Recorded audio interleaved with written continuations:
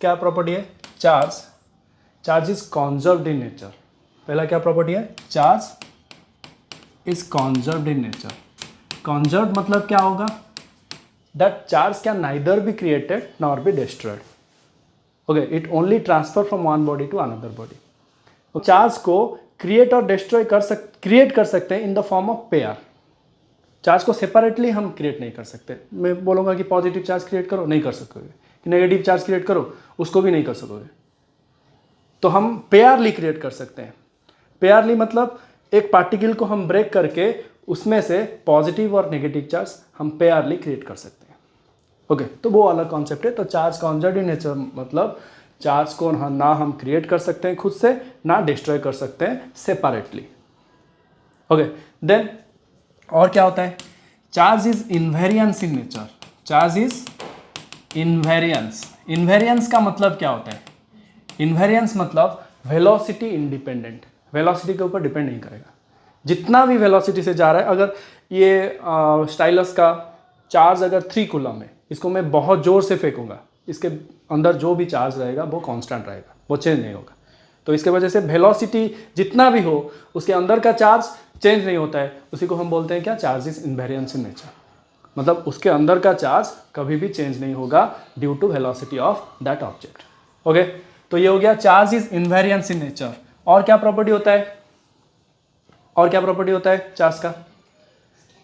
Charge scalar quantity, वो तो एक प्रॉपर्टी भी आ जाएगा। चार्ज स्केलर मतलब उसका सिर्फ मैग्नीट्यूड होता है, कोई डायरेक्शन नहीं होता है। Charge scalar in nature, scalar. और क्या हो सकता है? Charge is additive in nature. Additive, additive का मतलब होता है कि अगर एक रूम के अंदर 8 चार्ज है, 5 कूलम, 3 कूलम, 9 कूलम, चार्ज का यूनिट होता है coulomb. Okay, -6 coulomb, -5 coulomb, +-3 coulomb, ऐसे 1 2 3 4 5 6 चार्ज हम पकड़ लेते हैं। तो ये सब चार्ज हो गया, एक रूम के अंदर है, एक बॉडी के अंदर है। तो नेट चार्ज क्या करोगे हम? उसी चार्ज को ऐड कर देंगे। टोटल एडिशन कितना होगा? 5 + 3 कितना आएगा? 8, 8 + 9 17। तो इसको नेगेटिव में ऐड करो, ये +17 हो गया। फिर नेगेटिव में ऐड करेंगे 6 5 11 11 3 14। तो नेगेटिव आ गया 14 कूलम। +17 - 14 कितना आ रहा है? +3। इसका मतलब ये जो चार्ज है इसके अंदर, इसका नेट जो चार्ज आएगा वो क्या आएगा? 3 कूलम आएगा। वो क्या आएगा? 3 कूलम आएगा। रिकॉर्डिंग हो चुका? तो वो क्या आएगा? 3 coulomb. Okay, then charge additive के बाद और क्या होता है? Charge can not be fractional multiple of electronic charge. Fractional multiple मतलब चार्ज कैन बी फ्रैक्शन, मतलब 3/5 कूलम में लिख सकता हूँ, लेकिन मैं 3/5 times of E electronic charge नहीं लिख सकता हूँ। इलेक्ट्रॉन को और हम फ्रैक्शनाइज करेंगे तो वो बहुत छोटा हो जाएगा, उस चार्ज को हम कंसिडर नहीं कर सकते। तो charge can not be fractional multiple of electronic charge. Electron का फ्रैक्शनल मल्टीपल नहीं होगा, खुद फ्रैक्शन होता है। मतलब 3/5 कूलम हो सकता है, मतलब 3/5 कूलम होगा, 3/5 टाइम्स ऑफ ई नहीं होगा। 3/5 टाइम्स ऑफ ई मतलब क्या होता है? 3/5 × 1.6 × 10⁻⁻19, ये नहीं होगा। इलेक्ट्रॉन का चार्ज इतना ही होता है ना, इलेक्ट्रॉन का चार्ज, तो इसका फ्रैक्शन नहीं हो सकता है। ओके, तो charge can be fraction but can not be fractional multiple of electronic charge. एक प्रॉपर्टी हो गया। नेक्स्ट प्रॉपर्टी और क्या है? और क्या है चार्ज का property? Charge is quantised in nature. Charge quantised होता है। क्वांटाइज्ड मतलब क्या होता है? Q is equals to NE, जिसको हम बोलते हैं, और N होता है NA इंटीजर। ओके, +- करके लिख सकते हैं, +1e -1e, जैसे भी करके लिख सकते हैं, लेकिन quantum multiple of electronic charge होगा, fractional multiple of electronic charge नहीं होगा। एक क्वांटम एक certain amount of energy electron possess करता है, इसके वजह से क्वांटम एक सर्टन लेवल ऑफ एनर्जी में वो रहेगा, वो फ्रैक्शन में नहीं रहेगा। ओके, तो मतलब यानी integral multiple of electronic charge हो सकता है, लेकिन फ्रैक्शनल मल्टीपल नहीं हो सकता है। क्लियरली समझ में आ गया? तो ये कितना प्रॉपर्टी बताया? 6। और क्या प्रॉपर्टी हो सकता है? Charge, like charge repel each other, unlike charge attract each other. तो like charge repel each other, मतलब पॉजिटिव पॉजिटिव ये दोनों क्या करेंगे, रिपेल करेंगे, नेगेटिव नेगेटिव रिपेल करेंगे, लेकिन पॉजिटिव और नेगेटिव के बीच में क्या होगा, अट्रैक्शन होगा। ओके नेक्स्ट, और क्या प्रॉपर्टी हो सकता है, 7 प्रॉपर्टी या और कोई है, इतना ही प्रॉपर्टी याद रखना। तो ये हो गया हमारा चार्ज का 7 प्रॉपर्टीज ऑफ चार्ज। देन हम डिस्कस करेंगे इलेक्ट्रिक फील्ड क्या होता है। इलेक्ट्रिक फील्ड क्या होता है, इलेक्ट्रिक फील्ड मतलब कोई भी एक चार्ज रहेगा, चार्ज का एक स्पेस होता है, जिस स्पेस में अदर चार्ज को अगर लाएंगे तो आइदर अट्रैक्शन नहीं तो रिपल्सन होगा। अगर मेरे पास एक चार्ज है, इसको मैं बोलूंगा कि सोर्स चार्ज है, सोर्स चार्ज का एक स्पेस होगा, जिस स्पेस में और कोई भी टेस्ट चार्ज को लाएंगे, टेस्ट चार्ज क्या होता है, क्यू नॉट मतलब एक positive small charge. Test charge को ऑलवेज लेते हैं पॉजिटिव स्मॉल चार्ज, ओके। तो ये जब इस फील्ड के पास आएगा तो पॉजिटिव है, पॉजिटिव को क्या करेगा, रिपेल करेगा। तो फील्ड के अंदर आएगा तो रिपल्सन होगा, बाहर होगा फील्ड का तो कुछ अट्रैक्शन रिपल्सन नहीं होगा। तो एक certain amount of space around a charge in which attraction और रिपल्सन, अगर यहाँ पे नेगेटिव चार्ज होता तो सोर्स चार्ज अगर नेगेटिव होता तो यहाँ क्या होता, इसके बीच में अट्रैक्शन हो जाता, और पॉजिटिव था इसलिए रिपल्सन हो गया। तो अगर उस स्पेस में कोई भी चार्ज आएगा तो अट्रैक्शन या रिपल्सन होगा, उसी स्पेस को हम क्या बोलेंगे, इलेक्ट्रिक फील्ड। उसी स्पेस को, ये जो सर्टेन अमाउंट ऑफ स्पेस हो गया, उसी स्पेस को हम बोलेंगे इलेक्ट्रिक फील्ड, ओके। और इलेक्ट्रिक फील्ड का एक मैथमेटिकल फॉर्मूला भी होता है। फॉर्मूला क्या है, force per unit test charge. Electric field का फॉर्मूला क्या हो गया, force per unit test charge. Force per unit test charge मतलब टेस्ट चार्ज के ऊपर, टेस्ट चार्ज अगर ये है, टेस्ट चार्ज के ऊपर कितना फोर्स आ रहा होगा इसी फील्ड के वजह से, उसको हम बोलेंगे इलेक्ट्रिक फील्ड। और इलेक्ट्रिक फील्ड एक वेक्टर क्वांटिटी होता है। इलेक्ट्रिक फील्ड क्या होता है, एक वेक्टर क्वांटिटी है। और फोर्स भी वेक्टर है, लेकिन चार्ज क्या होता है, स्केलर होता है, ओके। तो अभी हम निकालेंगे electric field due two point charge, और कूलम्ब्स लॉ है, इसके बाद मैं बता दूंगा। तो electric field due two point charge क्या होता है, electric field due two point charge, इसको जानने के लिए हमें पहले कूलम्ब्स लॉ को भी जानना होगा। तो कूलम्ब्स लॉ क्या होता है, कूलम्ब्स लॉ मतलब एक चार्ज अगर यहाँ पे है Q और दूसरा चार्ज और एक है प्लस Q माइनस Q हो सकता है, या प्लस Q प्लस Q भी हो सकता है। अगर यहाँ पे प्लस Q माइनस Q है तो इनके बीच में अट्रैक्शन होगा, अगर प्लस Q है इनके बीच में रिपल्सन होगा। तो कोई भी चार्ज हम रख सकते हैं और उनके बीच में जो फोर्स आएगा उसको हम कूलम्ब्स फोर्स बोलेंगे। कूलम्ब्स फोर्स का वैल्यू क्या होता है, अगर इसका मैग्नीट्यूड Q1 इसका Q2 है तो जो फोर्स होगा इनके बीच में वो directly proportional to product of magnitude of charges, and inversely proportional to, इनके बीच में जो डिस्टेंस होगा inversely proportional to square of the distance between them, okay.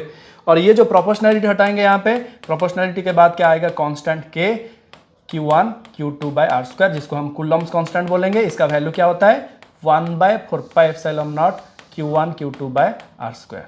ये कूलम्ब कांस्टेंट का वैल्यू है, K को यहाँ पे कूलम्ब्स कांस्टेंट बोलेंगे, okay.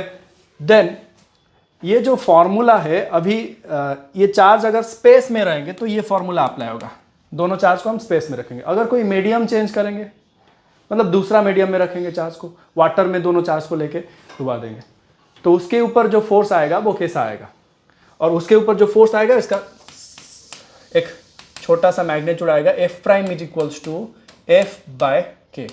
F prime is equal to F/K, मतलब जो ओरिजिनल फोर्स था वैक्यूम में और अभी जो मीडियम में है उनका डाइलेक्ट्रिक कांस्टेंट। ये क्या होता है, डाइलेक्ट्रिक, ये अलग है कूलम्ब्स कांस्टेंट, और ये क्या होता है, डाइलेक्ट्रिक कांस्टेंट। अगर ये दो चार्ज को लेके हम वाटर में डुबा देंगे तो जो फोर्स ये था, ये फोर्स ड्यू टू वैक्यूम था, ये यहाँ पे पुट होगा, और उनका जो मीडियम है, जिस मीडियम में उन दोनों चार्ज को डुबाया गया, उस मीडियम का डाइलेक्ट्रिक कांस्टेंट वहाँ पे डिवाइड कर देंगे। वाटर का डाइलेक्ट्रिक कांस्टेंट अप्रोक्स 80 होता है। अगर उसी दो चार्ज को लेके हम यहाँ पे एक कंटेनर में वाटर रख के दोनों चार्ज को डुबा देंगे, तो अभी उनके बीच में कितना फोर्स ऑफ अट्रैक्शन या रिपल्सन आ रहा होगा चेक करेंगे। तो कितना आएगा, जितना भी फोर्स पहले था डिवाइडेड बाय K का वैल्यू क्या होता है वाटर के लिए, 80। K वाटर का क्या है, 80। तो ये होता है मीडियम चेंज करने से फोर्स कैसे अफेक्ट हो सकता है, ओके। और यहां पे जो K आ रहा है उसको हम क्या बोलेंगे, डाई इलेक्ट्रिक कांस्टेंट। वो क्या के क्या होता है, डाइलेक्ट्रिक कांस्टेंट। तो डाइलेक्ट्रिक कांस्टेंट का डेफिनेशन क्या होता है और कैसे हम उसको एक्सप्रेस कर सकते हैं, तो डाइलेक्ट्रिक कांस्टेंट में यहाँ पे समझा देता हूँ। के को बोलेंगे हम डाइलेक्ट्रिक कांस्टेंट। डाइलेक्ट्रिक कांस्टेंट मतलब epsilon bye epsilon not. Epsilon क्या होता है, परमिटिविटी ऑफ फ्री स्पेस। ये एप्सिलॉन कहाँ आया, अभी में हमने जो फॉर्मूला पढ़ा था कूलम्स लॉ का, 1/4 pi epsilon naught Q1 Q2 by R square, वहाँ पे एप्सिलॉन नॉट है। उस एप्सिलॉन नॉट को क्या बोलते हैं हम, परमिटिविटी ऑफ फ्री स्पेस, जिसका वैल्यू क्या होता है 8.85 इंटू 10⁻⁻12। और यूनिट कैसे निकालेंगे, देखो यूनिट इसी से ही, इसी रिलेशन से निकलेगा, F इंटू आर स्क्वायर मतलब newton into metre square, divided by, इसका तो यूनिट नहीं है, divided by coulomb square, divided by, अच्छा एप्सिलॉन नॉट नहीं, ये ऊपर जाएगा ऐसे, एप्सिलॉन नॉट ऊपर जाएगा, तो ये क्या होगा, एप्सिलॉन नॉट ऊपर गया, ये नीचे आएगा, तो हमारा ये हो जाएगा coulomb square newton inverse metre to the power -2। Coulomb square newton inverse metre to the power -2। इसको यहाँ ले लेंगे और फोर्स को इधर ले आएंगे, फोर्स को किधर ले आएंगे, इधर। तो यहाँ पे अगर फोर्स हो गया, ये कूलम इंटू कूलम हो गया कूलम स्क्वायर, और यहाँ पे फोर्स है मतलब न्यूटन, न्यूटन ऊपर जाएगा न्यूटन इनवर्स, और मीटर स्क्वायर ऊपर जाएगा metre to the power -2। Okay, next, ये जो डाइलेक्ट्रिक कांस्टेंट है इसका कोई यूनिट नहीं है, क्योंकि एप्सिलॉन परमिटिविटी, ये भी परमिटिविटी, दोनों को कैंसिल कर देंगे तो कोई यूनिट नहीं रहेगा। मतलब जो हम वाटर के लिए K = 80 लिखते थे, और 80 के बाद कुछ यूनिट नहीं रहेगा, वो सिर्फ एक नंबर है। कोई भी मीडियम का कितना डाइलेक्ट्रिक कांस्टेंट है, वो कितना अट्रैक्शन या कितना रिपल्सन को हमपर कर सकता है, उसको हम डाइलेक्ट्रिक कांस्टेंट एक नंबर के थ्रू डिनोट करते हैं। मीडियम का खुद का एक रेशियो है, permittivity in medium divided by permittivity in free space, उसी से हमारा डाइलेक्ट्रिक कांस्टेंट का वैल्यू निकलता है। ओके, तो ये डाइलेक्ट्रिक कांस्टेंट समझ में आ गया, कूलम्स लॉ भी समझ में आ गया। कूलम्स लॉ का वेक्टर फॉर्म कैसे लिखते हैं, vector form of coulomb's law, vector form of coulomb's law. Okay, तो वेक्टर फॉर्म कैसे लिखेंगे हम, vector form of coulomb's law. तो ये जो फोर्स हमारा ऐसे करके था कि ये हो गया हमारा चार्ज Q1 और ये हो गया चार्ज Q2, अगर एक पॉजिटिव है और एक दूसरा भी हमारा पॉजिटिव है, तो दोनों के बीच में क्या होगा, रिपल्सन होगा, ये हो गया उनके बीच में डिस्टेंस। तो force on one due to two, तो रिपल्सन हो रहा है on one due to two, repulsion किस तरफ होगा, इसी तरफ होगा repulsion, force on one due to two. Okay, और force on two due to one, ये चार्ज किस तरफ मतलब पुश करेगा, राइट साइड को, तो इधर और एक रिपल्सिव फोर्स इसके ऊपर आएगा, force on two due to one. Okay, और इनका जो यूनिट वेक्टर है, जहां पे 2 1 है, 1 2 है, वहां पे यूनिट वेक्टर इधर रहेगा R21 कैप, और इधर एक यूनिट वेक्टर रहेगा R12 cap. Unit vector normal to the surface of charge होता है, और यूनिट वेक्टर का मैग्नीट्यूड 1 होता है। तो हम वेक्टर फॉर्म कैसे लिखेंगे, force on one due to two, जो फॉर्मूला लिखे थे उसी को रिपीट कर दो, K Q1 Q2 by R square. Unit vector को किसी के साथ भी मल्टीप्लाई कर सकते हैं, R क्या। अगर हम force on one due to two निकाल रहे हैं, तो यहाँ पे जो यूनिट वेक्टर होगा on two due to one रहेगा। ओके, और यूनिट वेक्टर का मैग्नीट्यूड अभी लिख देते हैं, K Q1 Q2 by R square. Unit vector का फॉर्मूला क्या होता है, vector by magnitude, vector by मतलब R21 vector by magnitude of R21, magnitude of R21 R is equals to also R21 is equals to also R12। Magnitude मतलब vector तो कोई represent नहीं कर रहा है ना, मैग्नीट्यूड मतलब डिस्टेंस, तो ये सेम होगा, R के साथ सेम होगा। तो इसी को हम क्या लिख सकते हैं, K Q1 Q2 divided by R into R square, कितना हो जाएगा R3, और इधर रह जाएगा R21 वेक्टर। ये हो गया force on one due to two का वेक्टर फॉर्म। जैसे ये निकला वैसे ही हम on two due to one similarly करके लिख सकते हो नीचे, on two due to one भी सेम ही निकलेगा, K Q1 Q2 divided bye RQ। यहाँ पे क्या था, जब on one due to two था, वेक्टर क्या है 2 ड्यू टू वन, तो इसका उल्टा हो जाएगा 1 ड्यू टू 2, यूनिट वेक्टर की वजह से आएगा। तो ये सेम है vector form of coulomb's law. तो अभी हम प्रीवियस जो निकाल रहे थे electric field due to a point charge निकाल रहे थे, इलेक्ट्रिक फील्ड का डेफिनेशन समझ में आ गया कि फोर्स पर यूनिट चार्ज होता है, तो electric field due two point charge कैसे निकलेगा? अगर हमारा यहाँ पे एक चार्ज है Q, सोर्स चार्ज क्या है Q, कोई भी चार्ज हो सकता है, पॉजिटिव हो सकता है, नेगेटिव भी हो सकता है। ओके, तो अगर इसके फील्ड में हम और एक चार्ज को रखेंगे, यहाँ पे टेस्ट चार्ज है Q0, तो इनके बीच में रिपल्सन या अट्रैक्शन कुछ भी हो सकता है। अगर ये पॉजिटिव होगा तो रिपेल करेगा, नेगेटिव होगा तो क्या करेगा, अट्रैक्ट करेगा। तो इसका डिस्टेंस को हम पकड़ते हैं R। तो इनके बीच में कूलम्ब फोर्स क्या होगा, F is equals to K Q0 divided by R square. ये हो गया कूलम्ब फोर्स। हमें क्या चाहिए, इलेक्ट्रिक फील्ड चाहिए। हमें क्या चाहिए, इलेक्ट्रिक फील्ड। तो इलेक्ट्रिक फील्ड का फॉर्मूला अभी हम निकाले थे, क्या निकाले थे, E is equals to force per unit test charge. Force का वैल्यू क्या है, K Q0 by R square divided by Q0 cancel सब। तो आंसर क्या आ गया, K Q by R square. Answer क्या आ गया? तो ये होता है electric field due to a point charge का formula, K Q by R square. Electric field due to a point charge का formula K Q by R square. Clearly समझ में आ गया ये? ओके, देन अभी हम पढ़ेंगे कि सुपरपोजिशन ऑफ चार्ज क्या होता है। सुपरपोजिशन ऑफ चार्ज क्या होता है? Superposition of charge,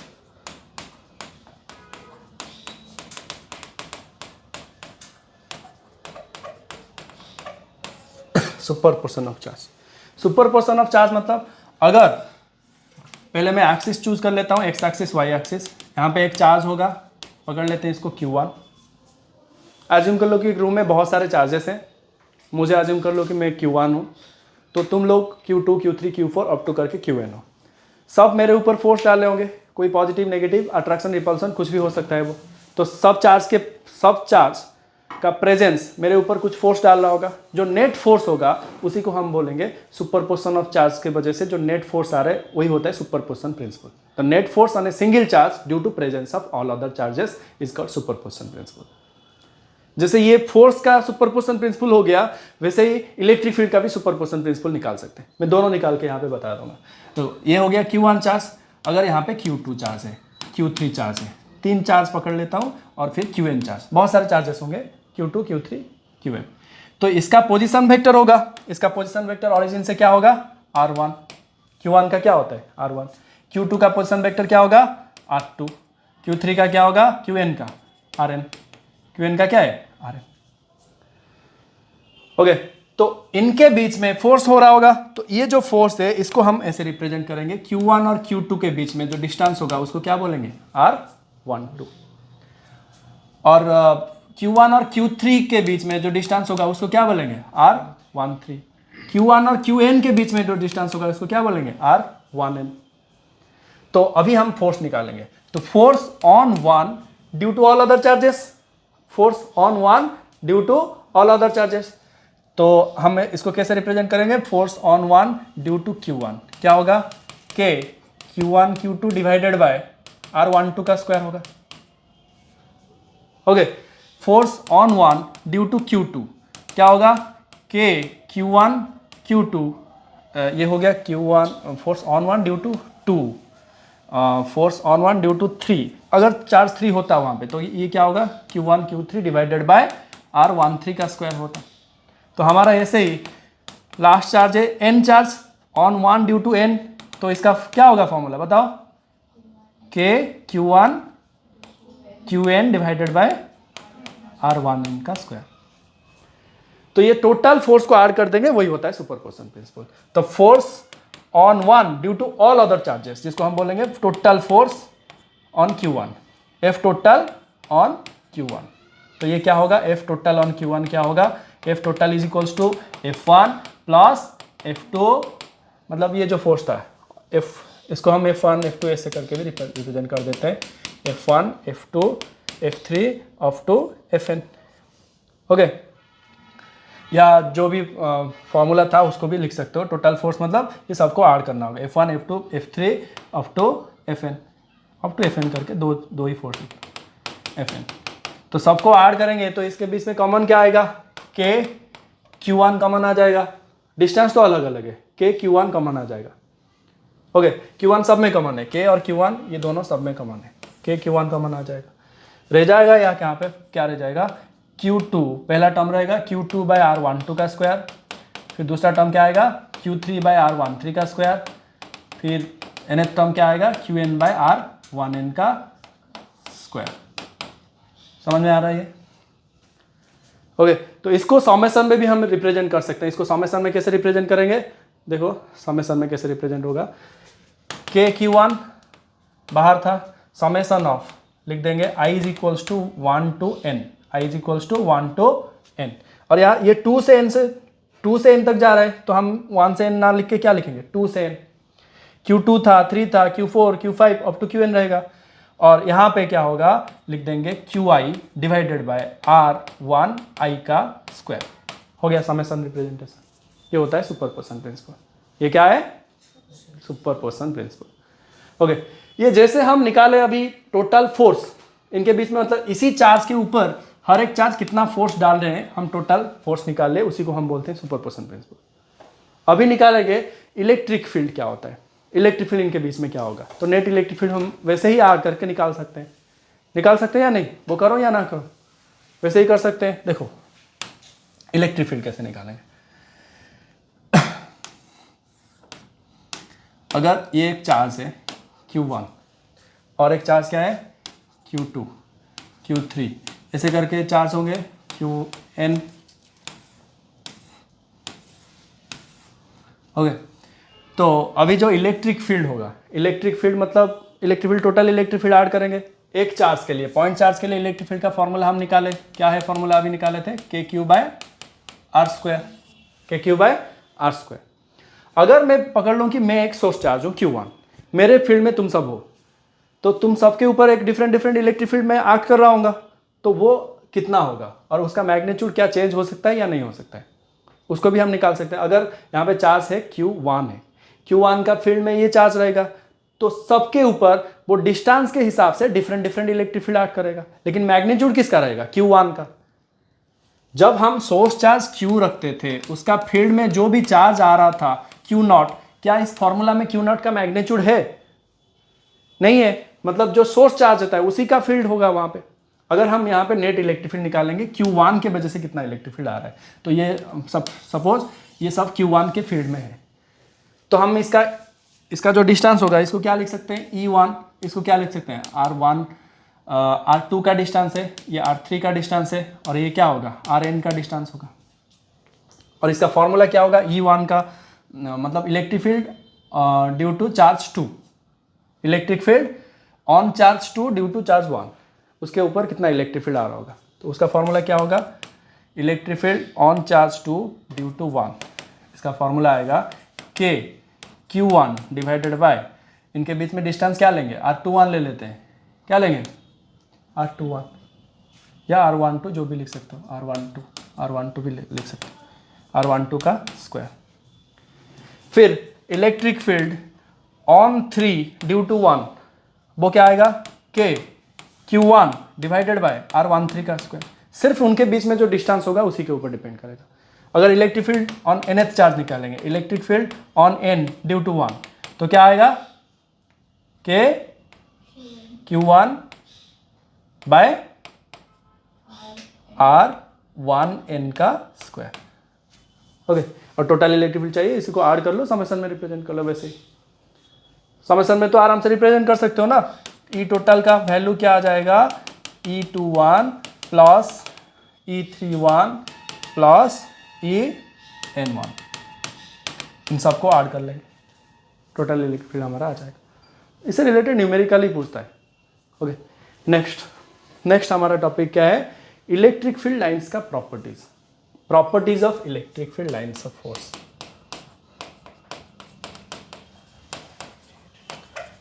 properties of electric field lines of force, properties of electric field lines of force. पहला प्रॉपर्टी ये क्या है, जो इलेक्ट्रिक फील्ड लाइंस है, प्रॉपर्टीज के साथ साथ मैं डायग्राम भी ड्रॉ कर लेता हूँ। जो इलेक्ट्रिक फील्ड लाइंस है वो पॉजिटिव चार्ज से निकलता है, नेगेटिव चार्ज में एंड होता है। तो पॉजिटिव चार्ज से निकलेगा, नेगेटिव में एंड होगा, पॉजिटिव से जाएगा, नेगेटिव में टर्मिनेट होगा, उसको भी बोल सकते हैं क्या टर्मिनेट। ओके, पॉजिटिव पे जाएगा, नेगेटिव में एंड होगा। पहला प्रॉपर्टी क्या हो गया, जो electric field lines always originate from the positive charge, terminate at negative charge. दूसरा property, two electric field lines never intersect with each other, मतलब ये दो लाइन कभी ऐसे इंटरसेक्ट नहीं करेंगे, अगर किए तो हमारा, उससे पहले का और एक प्रॉपर्टी मैं बताता हूं, the tangent at any point in the electric field lines, tangent at any point in the electric field lines, कोई भी पॉइंट पकड़ लेना, उसको टेंजेंट ड्रॉ कर लेना उसमें, तो टेंजेंट क्या देगा हमें, डायरेक्शन ऑफ इलेक्ट्रिक फील्ड। पहला प्रॉपर्टी हो गया, charge originate from positive ends at negative. दूसरा property, the tangent at any point gives the direction of electric field. तीसरा property, they do not cross each other, they do not cross each other or intersect each other. If they cross each other or intersect each other, at the point of intersection there will be two tangents, so there will be two tangents, that is why there will be two direction of electric field, which is impossible. So two lines never intersect with each other. ये हो गया तीसरा property. चौथा property, जब lines dense होंगे, मतलब बहुत पास पास होंगे लाइंस, वो क्या होगा, अट्रैक्टिव प्रॉपर्टी को रिप्रेजेंट करेगा, मतलब चार्ज का इलेक्ट्रिक फील्ड स्ट्रॉन्ग बताएगा वो। जब लाइन के बीच में बहुत सारा गैप होगा, वो क्या बताएगा, वीक इलेक्ट्रिक फील्ड। समझ में आ रहा है?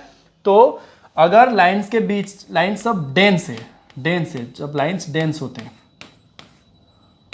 समझो ये लाइन डेंस है, तो ये वाला रीजन में स्ट्रॉन्ग इलेक्ट्रिक फील्ड होगा, ये वाला रीजन में क्या होगा, वीक इलेक्ट्रिक फील्ड होगा, क्योंकि इनके बीच में गैप है। Okay, next property, fifth, uniform electric field lines कैसे रिप्रेजेंट किया जाता है। यूनिफॉर्म मतलब पैरेलल लाइंस इक्वली स्पेस्ड, वो होता है uniform electric field.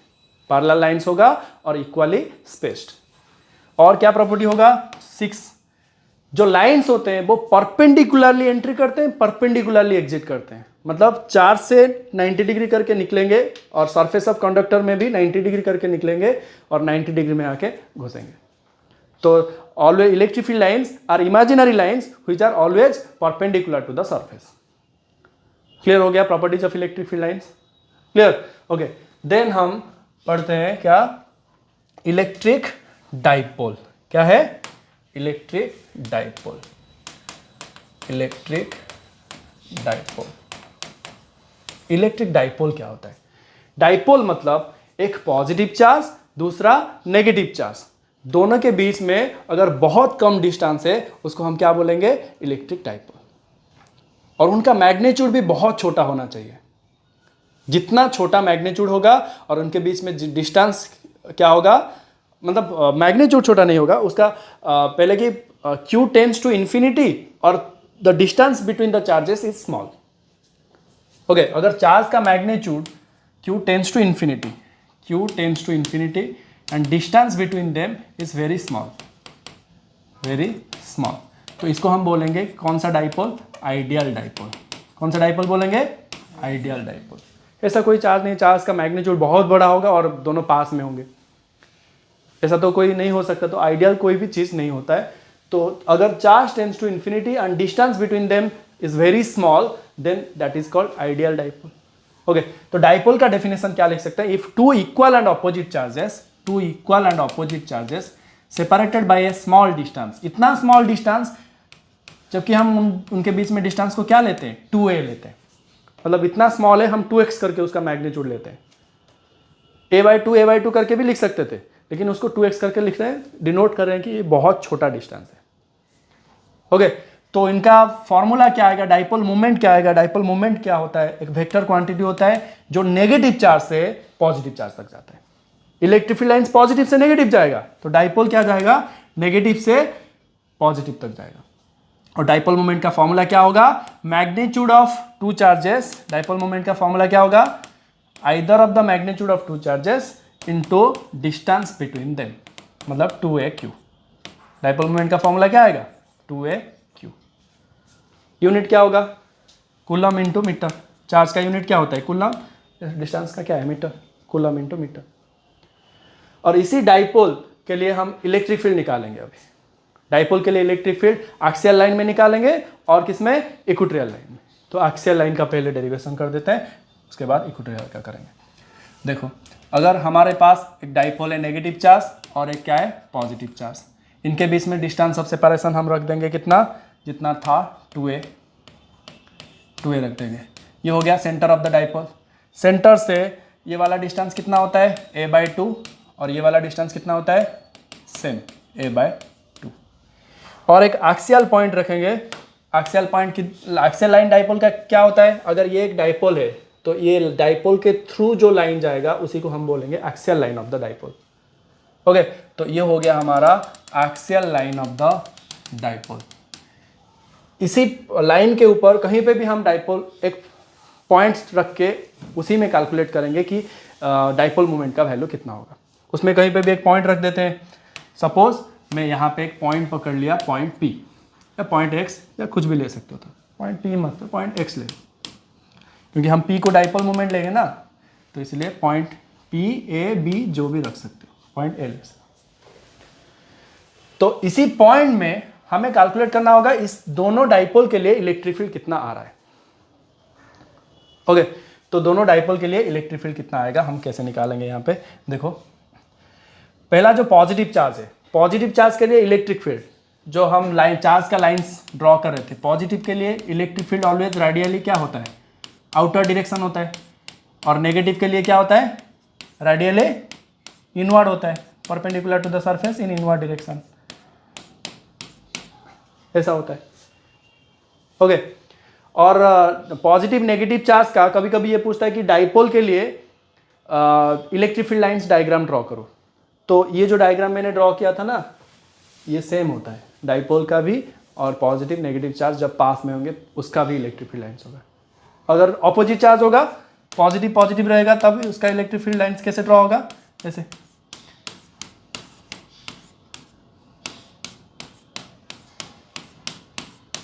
Positive positive रहेगा ऐसे, नेगेटिव नेगेटिव रहेगा, सिर्फ ऐसे ही ड्रॉ करेंगे, आरो मार्क को रिवर्स कर देंगे, आरो मार्क को इनवर्ड रखेंगे। ओके, तो नेक्स्ट देखो, ये हो गया हमारा डाइपोल का एक्सियल लाइन। पहले देखते हैं कि पॉजिटिव चार्ज इसके बीच में डिस्टेंस कितना लेंगे। डिस्टेंस कितना लेंगे, इसको कितना डिस्टेंस लेंगे, r। देखो, सेंटर ऑफ द डाइपोल से पॉइंट A का डिस्टेंस ले लेते हैं r। Centre of the dipole से पॉइंट A का डिस्टेंस हो गया r, तो ये डिस्टेंस कितना हो जाएगा, r माइनस a। और ये डिस्टेंस कितना हो जाएगा, यहां से यहां तक का डिस्टेंस r प्लस a। तो पॉजिटिव चार्ज का डिस्टेंस हो गया पॉइंट A से r minus a, negative charge का डिस्टेंस हो गया r प्लस a, क्योंकि यहां से यहां तक का डिस्टेंस r था और ये वाला डिस्टेंस ये हम a/2 क्यों ले लिए, यहाँ पे a और a लेना था, 2a लिए थे ना, तो इसका क्या हो जाएगा a और a। ओके, तो यहाँ पे पॉजिटिव चार्ज नेगेटिव चार्ज है, इसका डिस्टेंस a 2a लिए थे, इसीलिए हम a और a/2 भी ले सकते हैं अगर ये डिस्टेंस को हम a लेते हैं तब। ओके, तो ये हो गया r माइनस a और ये हो गया r प्लस a, क्योंकि यहां से यहां तक का डिस्टेंस क्या है, a है, ये a है और ये भी a है। Okay, next, electric field due to positive charge. Positive charge के लिए इलेक्ट्रिक फील्ड कहाँ आएगा, बाहर की तरफ आएगा, नेगेटिव चार्ज में अंदर की तरफ। मतलब इस पॉइंट में इलेक्ट्रिक फील्ड जो आएगा ड्यू टू पॉजिटिव चार्ज, वो किस तरफ आएगा, electric field due to positive charge इस तरफ आया, और electric field due to negative charge negative की तरफ रहता है electric field due to negative charge इधर होगा। तो नेट इलेक्ट्रिक फील्ड क्या होगा, हम ऐड करेंगे दोनों को। ओके, तो electric field due to positive charge निकाल लेते हैं, क्या आएगा वैल्यू, k। इलेक्ट्रिक फील्ड का फॉर्मूला क्या होता है, k/r², तो k plus q divided by distance क्या लेंगे, r माइनस a का होल स्क्वायर। और electric field due to negative charge क्या आएगा, k minus q r plus a का होल स्क्वायर। तो हम निकालेंगे E टोटल, जिसको हम बोलेंगे क्या, E एक्सियल, क्या बोलेंगे, E axial, E plus q plus E minus q। क्या लिखेंगे नीचे, KQ divided by r minus a का होल स्क्वायर, या क्या लिखेंगे, माइनस या प्लस। इलेक्ट्रिक फील्ड के लिए जो माइनस q के लिए निकाले थे, माइनस या प्लस लिखेंगे। इलेक्ट्रिक फील्ड का नेगेटिव जो चार्ज है वो सिर्फ डायरेक्शन ही देता है, नेट इलेक्ट्रिक फील्ड तो हमारा ऐड हो जाएगा या माइनस होगा, यहाँ पे क्या होगा, यहाँ पे प्लस लिखेंगे और इधर क्या लिखेंगे, k minus q divided by r plus a का होल स्क्वायर। अभी कॉमन क्या है, के क्यू, बचेगा क्या, ए का square minus are plus A का होल स्क्वायर। तो इनके बीच में अभी क्या लिख सकते हैं, E total is equals to K Q, LCM क्या हो जाएगा,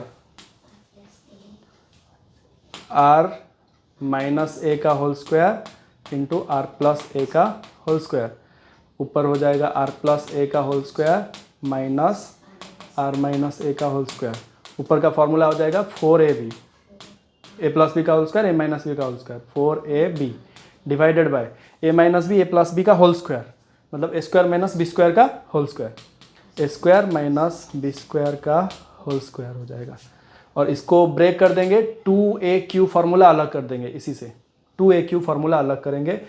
यहाँ पे तो q हो गया, ये हो गया q और ये हो गया a, हमें चाहिए इसमें से 2, 4 को डिवाइड कर देते, मतलब डिस्ट्रीब्यूट कर देते हैं 2 इंटू 2 करके। ओके, तो 2aq बाहर ले लेते हैं, इसमें रह जाएगा क्या, 2r, तो k into 2r into 2aq divided by कितना हो जाएगा, R square minus A square. Okay, R square minus A square. उसके बाद k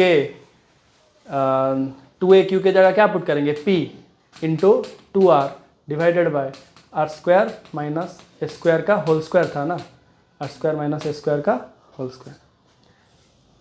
ओके, अभी अगर फॉर आर क्या हो गया, अच्छा, for R very very greater than A, for R very very greater than A, तो आर अगर ज़्यादा हो गया तो ए को नेग्लेक्ट कर देंगे, ए को 0 कर देंगे, आर स्क्वायर का स्क्वायर कितना हो जाएगा, आर टू द पावर 4, तो ई एक्सियल और ई टोटल का वैल्यू क्या आ जाएगा, K into P into 2r divided by R square का स्क्वायर मतलब आर टू द पावर 4, एक आर यहाँ से कैंसिल्स आउट, तो आंसर क्या आ जाएगा 2kp बाय आर क्यू, ये हो गया ई एक्सियल का formula 2kp by R Q.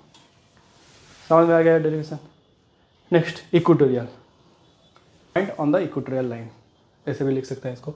तो अभी हम क्या करेंगे, एक नेगेटिव चार्ज रखेंगे और एक पॉजिटिव चार्ज, उनके बीच में डिस्टेंस ऑफ सेपरेशन क्या होगा, 2a, डिस्टेंस ऑफ सेपरेशन क्या होगा 2a, और ये होगा सेंटर ऑफ द डाइपोल। इसी सेंटर से और एक पॉइंट लेंगे यहाँ पे जो इक्वेटोरियल लाइन के ऊपर लाई कर रहा होगा, उसी पॉइंट में इलेक्ट्रिक फील्ड का वैल्यू पॉजिटिव चार्ज के वजह से किधर आएगा, या इधर, ओके, ई प्लस क्यू, इसी पॉइंट के वजह से इसी पॉइंट में इलेक्ट्रिक फील्ड का वैल्यू ई प्लस क्यू इधर आ गया। ओके, ई प्लस क्यू का 2 कंपोनेंट होगा, कौन सा कंपोनेंट होगा, परपेंडिकुलर कंपोनेंट हम ड्रॉ कर सकते हैं, एक इधर और एक इधर, और ये एंगल थीटा था, ये एंगल क्या था, थीटा, तो इसके वजह से ये एंगल क्या हो जाएगा, थीटा, तो ये वाला कंपोनेंट हो जाएगा ई प्लस क्यू कॉस थीटा, और ये component E plus Q sine theta. फिर हमारा जो ई माइनस क्यू है, इसी के वजह से इस पॉइंट में इलेक्ट्रिक फील्ड किधर होगा, माइनस क्यू का जो इलेक्ट्रिक फील्ड होता है टुवार्ड्स द चार्ज होता है, तो ई माइनस क्यू का वैल्यू टुवार्ड्स द चार्ज रहेगा। देन ई माइनस क्यू का 2 कंपोनेंट आएगा, ई माइनस क्यू का 2 कंपोनेंट, अगर ये एंगल थीटा होगा तो ये एंगल भी क्या हो जाएगा, थीटा, तो ये थीटा हो गया, तो E plus Q cos theta था, ई माइनस क्यू का कंपोनेंट हम ड्रॉ करेंगे, तो इसी लाइन में और एक कंपोनेंट रहेगा E minus Q cos theta, और sine theta component E minus Q sine theta इधर।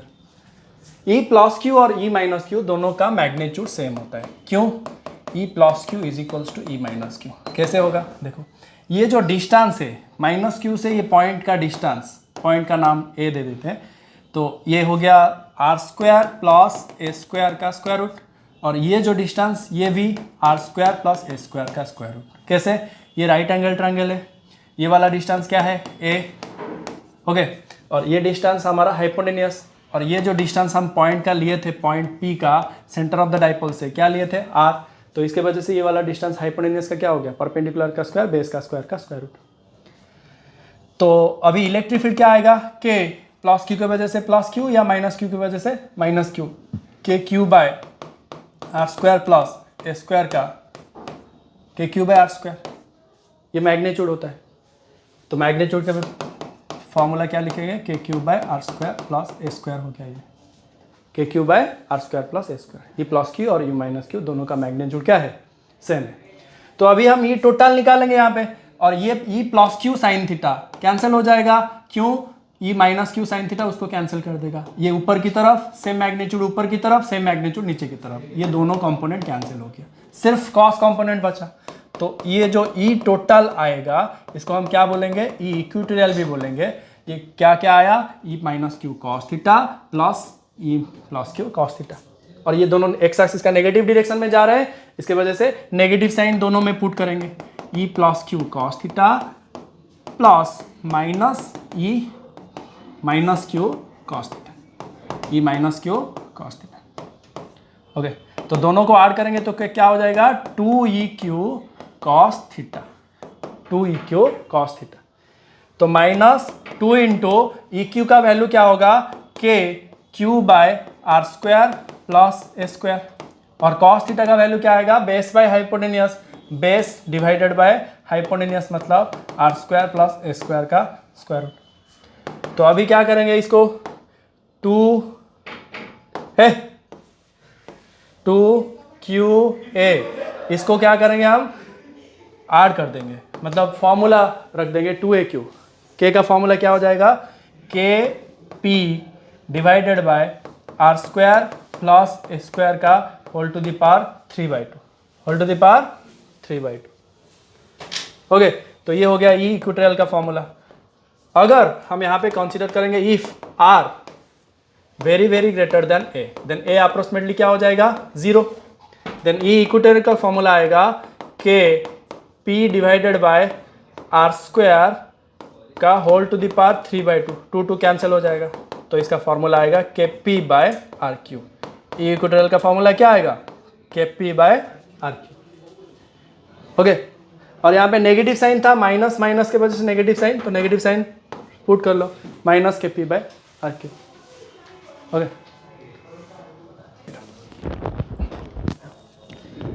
Then relation between them, relation between axial और इक्वेटोरियल का इलेक्ट्रिक फील्ड के बीच में रिलेशन क्या आएगा, relation between axial and equatorial electric field, electric field. तो एक्सियल का फॉर्मूला क्या था, E A is equals to, क्या था formula, 2kp by R cube, और इक्वेटोरियल का फॉर्मूला क्या है, minus kp bye R cube. इसका अगर मैग्नीट्यूड लिखेंगे तो क्या हो जाएगा, ये सिर्फ kp बाय आर क्यू। तो ई इक्वेटोरियल में 2 मल्टीप्लाई करेंगे तो ई एक्सियल आ जाएगा, तो 2 into E equatorial is equal to E axial magnitude. Okay, ये हो गया हमारा रिलेशन। तो E axial is equal to 2 times of E equatorial, clear.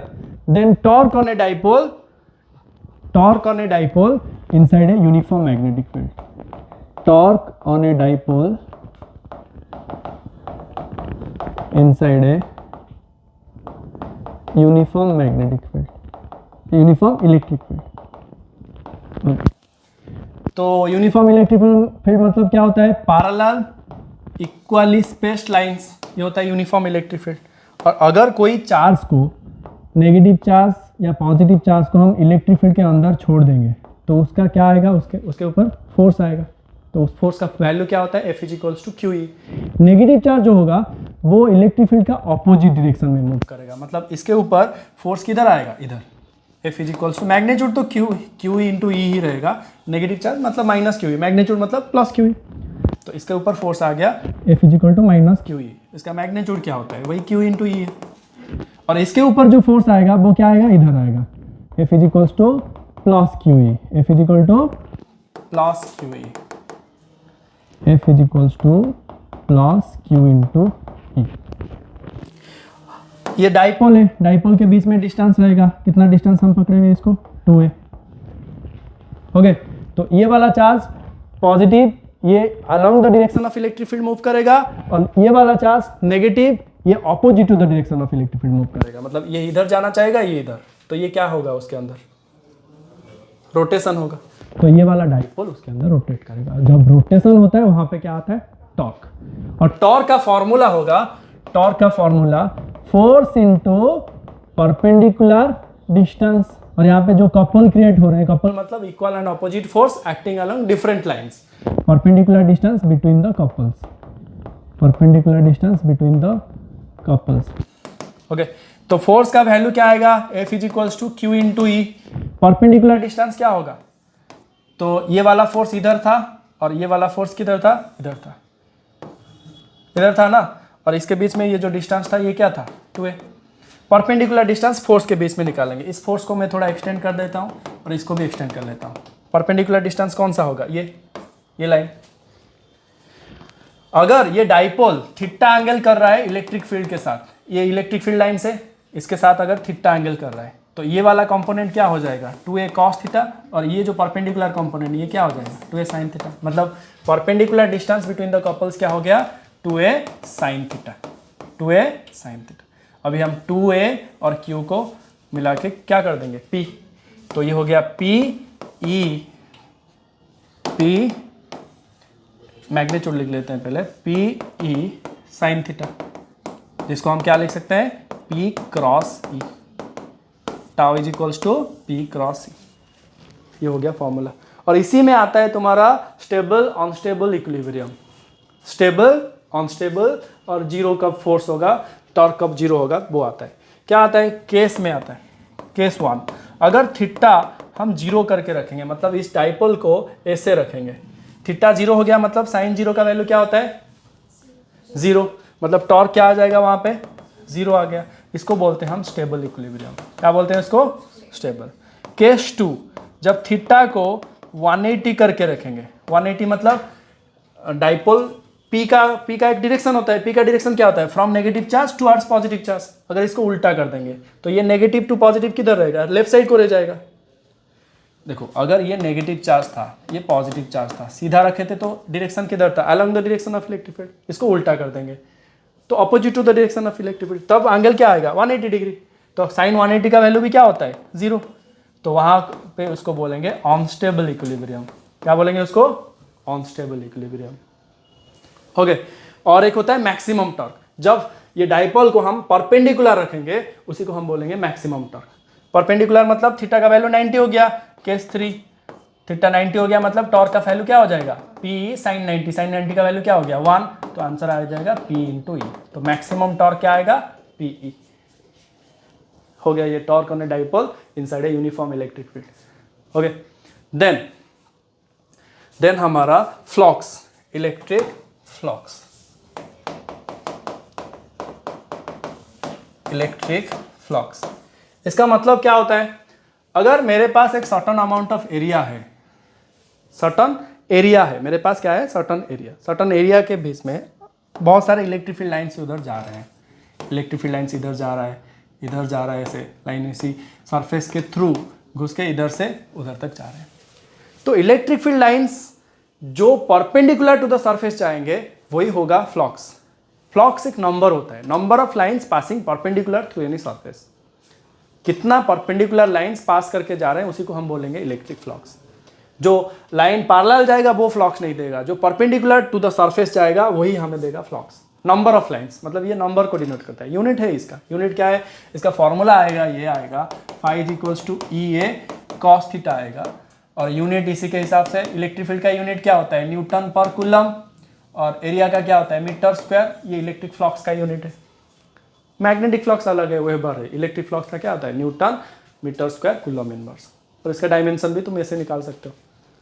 Okay, तो इसका हम पहले कंपोनेंट ड्रॉ कर लेते हैं।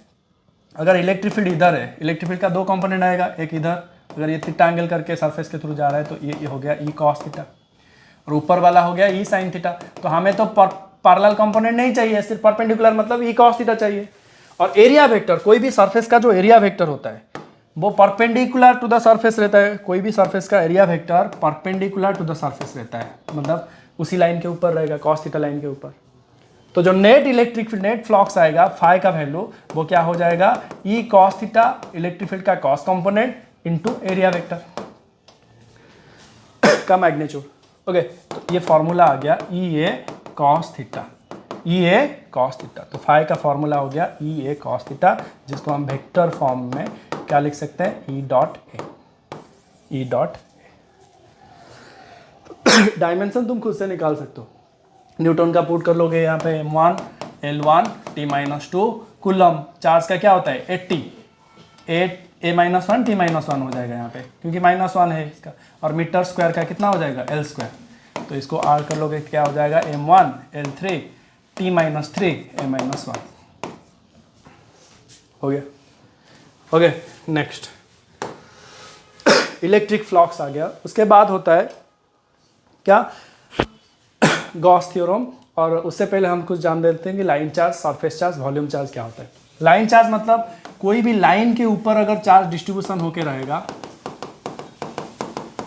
ओके, तो लाइन चार्ज डिस्ट्रीब्यूशन उसको हम लैम्बडा डिनोट करते हैं, मतलब चार्ज पर यूनिट लेंथ। उसको हम बोलेंगे लाइन चार्ज डेंसिटी। क्या बोलेंगे इसको, line charge density, line charge density.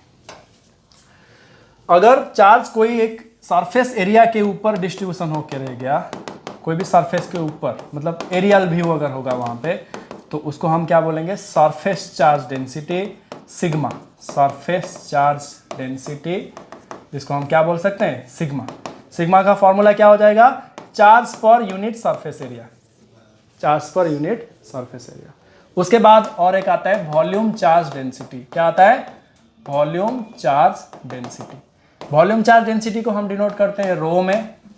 Okay, तो रो का फॉर्मूला होता है charge per unit volume. Entire volume में अगर मेरे पास एक क्यूब है, क्यूब के अंदर बाहर हर जगह चार्ज है, तो इसका वॉल्यूम चार्ज डेंसिटी क्या हो जाएगा, चार्ज पर यूनिट वॉल्यूम।